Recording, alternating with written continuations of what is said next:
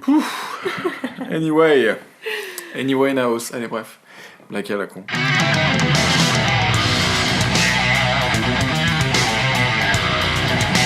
Bonjour, bonsoir, je m'appelle Morgane Beauvais et dans la vie, je suis sexothérapeute.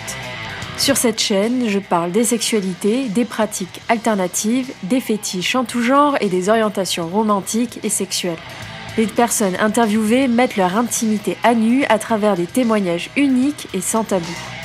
Vous écoutez Cinéden Sublime, le podcast des sexualités, disponible sur toutes les plateformes de streaming.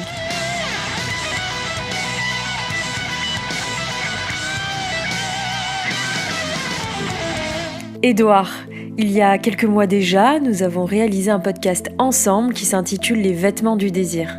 Un podcast qui d'ailleurs a très bien fonctionné, alors pourquoi ne pas continuer sur cette belle lancée en réalisant une nouvelle série de podcasts ensemble qui s'intitule cette fois-ci Les matières du désir.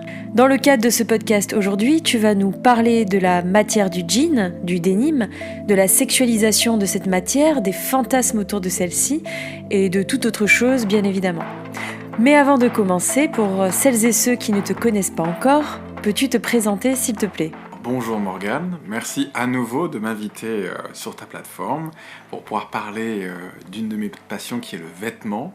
Je m'appelle Édouard, j'ai un compte Instagram où je poste mes différents styles et où j'exprime cette passion pour les tissus, pour l'habillement, qui s'appelle Eddie's Garments.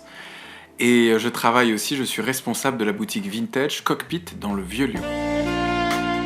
Avant que nous rentrions dans le vif du sujet avec des questions un peu plus coquines, si je puis dire, la matière du dénime, d'où vient-elle ? Alors la matière du dénime, c'est très intéressant parce que c'est une matière qui est française. Elle a été créée donc au XVIe siècle et la toile de Nîmes, elle vient de Nîmes, de la ville de Nîmes, c'est la toile de Nîmes. Et cette toile, donc, elle a été exportée dans le monde entier via un port, le port italien, le port de Gênes. Et ce port, donc le Gênes, a donné jean aux États-Unis. Et elle est arrivée aux États-Unis au 19e siècle à peu près, aux alentours de 1850. Et c'est, maintenant on le connaît, c'est iconique, c'est Lévi-Strauss qui en a fait de cette matière, celle que l'on connaît, un coton très rigide, destiné aux ouvriers américains. Peux-tu nous faire une présentation chronologique de l'appropriation de cette matière ? Eh bien justement, en fait, cette appropriation, donc j'en parlais à la fin de la première question, c'est-à-dire que c'était destiné à un but workwear, donc pour les travailleurs américains. Donc on imagine, dans notre imaginaire, c'est les ouvriers dans les mines, les chercheurs d'or, les cow-boys, bref, tous portaient le jean, soit avec des pantalons, des vestes, des combinaisons et des salopettes. Et après, donc d'abord c'était quelque chose de très workwear. Dans les années 40, donc là, déjà au tout départ, on est en 1890 à peu près, hein, puisque le brevet de Levi's, lui, est arrivé en 1873, et c'est jusque dans les années 40 que c'était un vêtement workwear. Et après, des icônes du cinéma, à travers les films de western, ont commencé à en porter. Et c'est à partir de ce moment-là qu'il y a eu un boom, et que le jean est entré dans la sphère de tout le monde et de notre société.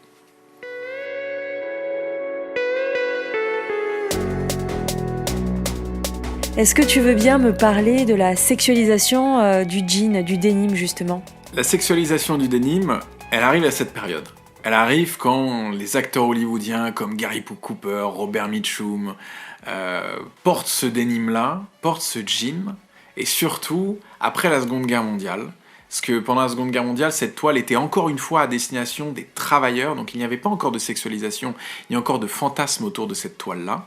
C'est avec Marlon Brando, dans les années 50, et deux de ses films, L'échappée sauvage et Un tramway nommé Désir, où on va voir ce beau Marlon Brando, musclé, avec ce petit t-shirt blanc qui met en avant ses muscles saillants, et surtout, ce Levi's, ce jean Levi's datant de 1954-55, il est sur sa moto, avec son blouson de cuir, on le voit chevaucher sa moto, et d'un coup, qu'est-ce que vous voyez ? Ses formes.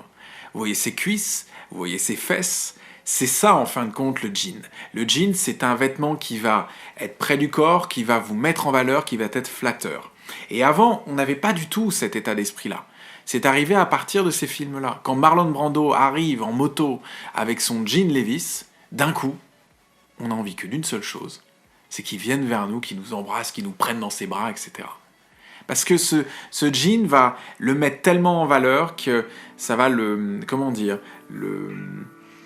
donner une aura, une nouvelle aura que les gens de cette société américaine puritaine n'avaient pas du tout en tête. Il faut vraiment se placer dans un contexte d'après-guerre où on est dans une société encore très classique, où on va avoir cette WASP américaine, donc c'est les white Americans, les protestants blancs américains, dont leurs enfants vont dans les grandes universités américaines, donc ils sont habillés avec leurs petits chinos beige et leurs petites chemises bien boutonnées, et d'un coup, on a des icônes comme Marlon Brando, James Dean, Elvis Presley, qui sont des rebelles et qui, eux, portent le jean.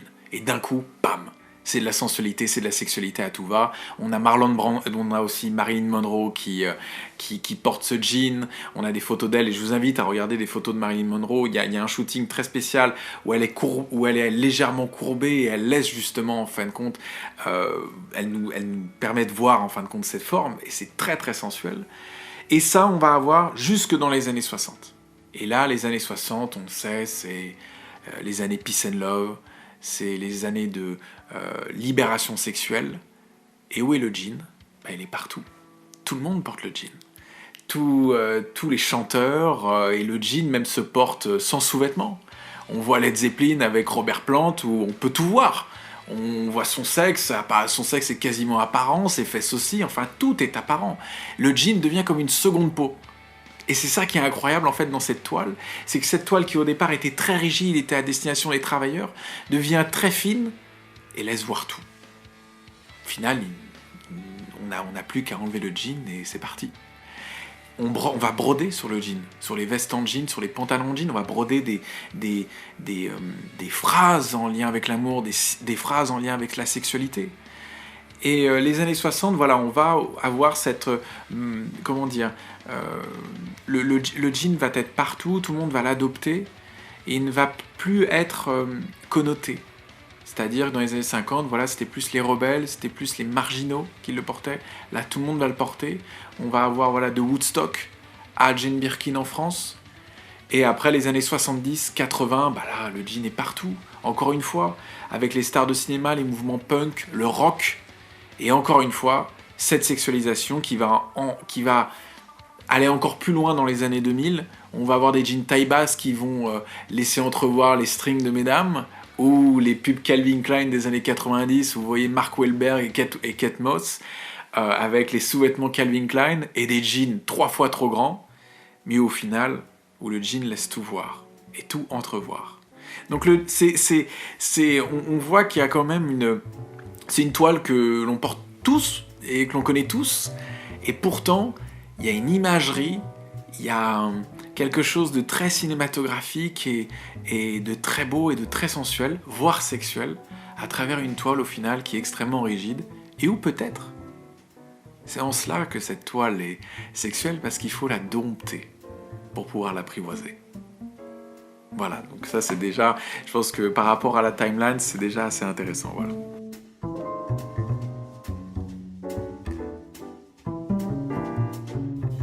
Alors Édouard, selon toi, en 2022, quel rapport avons-nous avec cette matière, le jean ?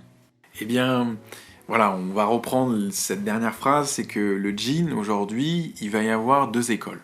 On va avoir les personnes qui vont porter du jean parce que le jean est tellement entré dans les mœurs de la société qu'il faut tous qu'on ait un jean. Vous voyez tous les... toutes les personnes qui vont conseiller d'autres en vêtements, ils vont dire il faut qu'il y ait un basique, c'est le jean, c'est votre basique.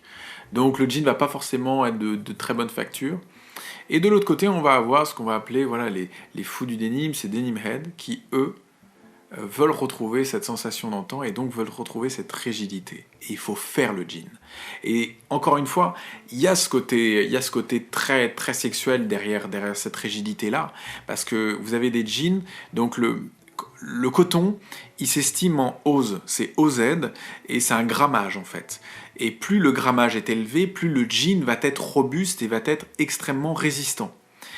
Et on va avoir des gens qui vont porter des choses en 14, 16, 18 oses et des choses très très dures. Limite, le jean, il tient tout seul.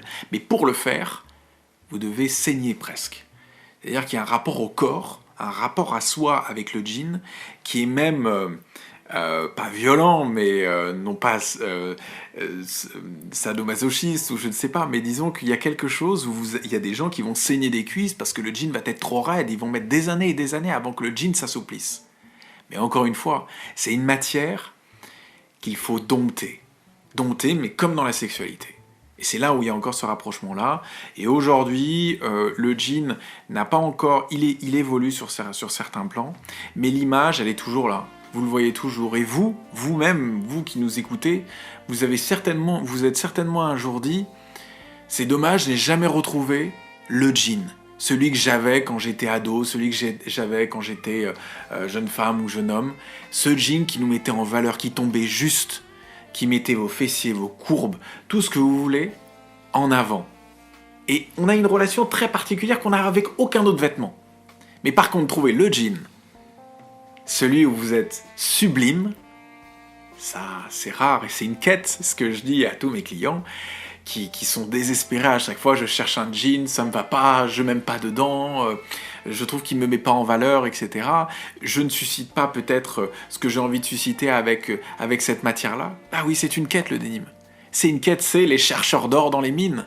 C'est une quête où vous devez trouver la matière, la toile, la coupe qui vous sied le mieux. Et encore une fois, voilà, c'est là où on peut rejoindre avec ce que tu fais, Morgane, c'est toute cette notion de sexualité, de sensualité, de désir, elle se trouve à travers ça. Parce que quand un jean vous va bien, vous tombe bien, il n'y a rien de plus beau, messieurs, dames. Il n'y a rien de plus beau.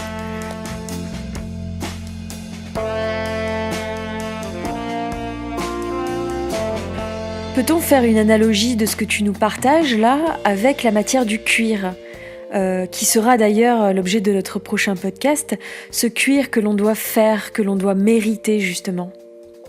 C'est la même chose. Oui. C'est la même chose. Un cuir, sachez une chose.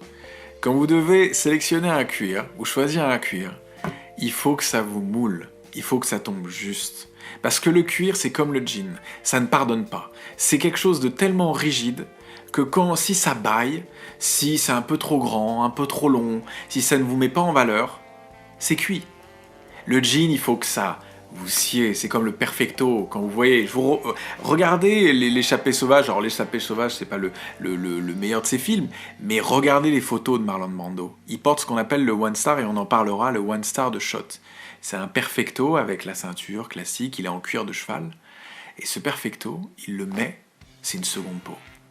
On a l'impression que le vêtement est fait pour lui et on ne voit plus le vêtement. On voit qui ? Vous. Et c'est pareil avec le jean. Et c'est pareil avec le vêtement et tous ces vêtements-là. Quand un vêtement tombe juste, on ne verra jamais le vêtement, on verra vous et votre personnalité, et c'est le principal. Tu es face à moi là, full denim, full jean.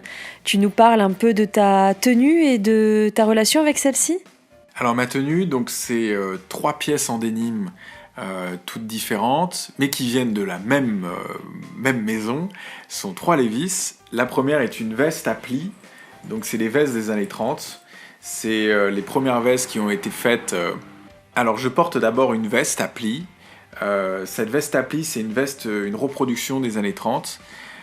C'est vraiment la veste des mineurs et des chercheurs d'or américains. C'est la deuxième version qui a existé. Le pantalon, pareil, c'est un pantalon très large des années 30 avec ce qu'on appelle derrière une martingale. Une martingale, c'est une ceinture qui permettait de ceinturer à l'arrière. Et une chemise Levi's, classique, western, un empiècement western. Moi, j'adore ça. J'adore l'univers parce que c'est un univers très cinématographique, le jean. C'est les westerns, c'est les cow-boys, c'est, on va dire, les grandes plaines, c'est la liberté. Et vous savez, ça vous retrouvez dans des marques comme Hermès, etc. Ils cultivent cette aura-là. Et ce jean a cette aura, c'est la liberté. C'est la liberté à travers, quand vous êtes sur un cheval, c'est la liberté quand vous êtes à un concert à Woodstock et que vous embrassez votre compagne ou votre compagnon, c'est la liberté quand vous êtes Marlon Brando sur votre moto, et la liberté aujourd'hui que vous avez de pouvoir vous mouvoir dans la société. Le jean, c'est ça. C'est facile, vous l'enfilez et terminé. Et j'ai cette relation avec le jean, j'aime bien. Et puis ce côté bleu, la couleur, on n'en a pas parlé, mais l'indigo qui est une teinture spéciale, l'indigo qui, au fur et à mesure du temps, va évoluer. On parlait de la rigidité du jean, mais n'oublions pas sa couleur et la teinture. Au fur et à mesure du temps, votre habit va se patiner. Et c'est comme dans toutes les relations. Au fur et à mesure du temps, vos relations se patinent avec vos expériences, etc. Votre jean, il vous accompagnera partout, à travers toutes vos émotions et à travers toutes vos expériences. Et lui sera le témoignage à travers des traits plus blancs, d'autres traits plus prononcés, de tous ces moments de votre vie. Qu'importe qui vous êtes, qu'importe d'où vous venez, que ce soit de la sexualité, de l'amitié ou de l'amour ou d'autres, votre jean sera toujours là avec vous. Qu'en est-il aujourd'hui ? Aujourd'hui, 2022 ? Aujourd'hui, 2022, on en parlait, le jean, il n'est pas forcément réinventé. Aujourd'hui, on est plus dans la recherche de ce qui se faisait avant. Et parce qu'on est aussi dans cette époque où on veut retrouver le vintage, on veut retrouver tout ça. Et donc, les gens, en fait, essayent d'abord retrouver la matière et pas forcément, en fait, ce qu'évoque la matière. On n'est pas encore dans ce degré-là. Parce que le jean est partout, il n'y a pas eu encore de révolution. Dans les années 50, c'était une révolution. Donc c'était quelque chose d'extrêmement sensuel. Dans les années 60, 70, 80, oui, parce qu'il y avait des courants de pensée qui allaient avec le jean et qui avaient adopté le jean. Aujourd'hui, c'est plus compliqué, c'est plus difficile. Mais on a toujours des revivals, comme on dit, des retours de certaines époques.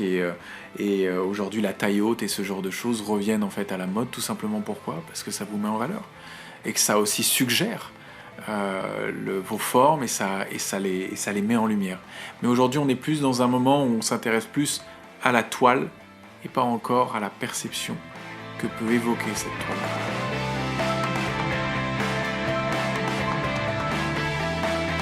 On arrive à la fin de ce podcast. Quelle serait la tenue la plus sensuelle, la plus sexy et peut-être la plus désirante qu'il soit selon toi ? Alors je commencerai par un classique. C'est un 501 de Levi's, on le connaît tous, mais le 501 c'est la taille haute, c'est quelque chose de très cintré à la taille, ça va embellir vos formes. Ça c'est vraiment le premier objet, c'est bien ça, c'est ce 501 là, que ce soit pour homme ou pour femme, mais bien porté taille haute. La veste, soit une type 3 de Levi's, soit une Lee 101, donc c'est des termes un peu techniques, mais je vous laisserai regarder. C'est celle qu'on connaît le mieux, c'est des vestes qui sont très cintrées et très près du corps. Donc elles vont mettre en avant vos épaules, elles vont mettre en avant votre torse pour les hommes, et automatiquement ça va vous donner une carrure et une prestance des années 50-60. Pour la femme, pareil, après, même quelque chose de plus boxy, avec peut-être rien en dessous, une veste un petit peu plus large comme celle que je porte mais avec rien en dessous, ça pourrait être extrêmement sensuel et révéler beaucoup de choses. Mais voilà déjà 3 pièces, un 501, les vestes des années 60, donc très près du corps, ou quelque chose de plus large pour les femmes, mais surtout n'hésitez pas à oser avec le jean. N'hésitez pas à vous amuser avec le jean. Il y a tellement de choses, tellement de manières de le porter à découvrir. Amusez-vous avec le vêtement. Et amusez-vous peut-être avec d'autres avec ces vêtements. Si vous avez apprécié ce podcast, n'hésitez pas à me soutenir et repartager mon travail. Je vous invite à découvrir les nombreuses thématiques que j'aborde sur l'intimité, les relations, les pratiques sexuelles en tout genre, à travers des témoignages uniques et surtout sans tabou. Ces podcasts sont disponibles sur votre plateforme de streaming préférée en cherchant Cine Eden Sublime. Avez-vous déjà envisagé une sexothérapie ?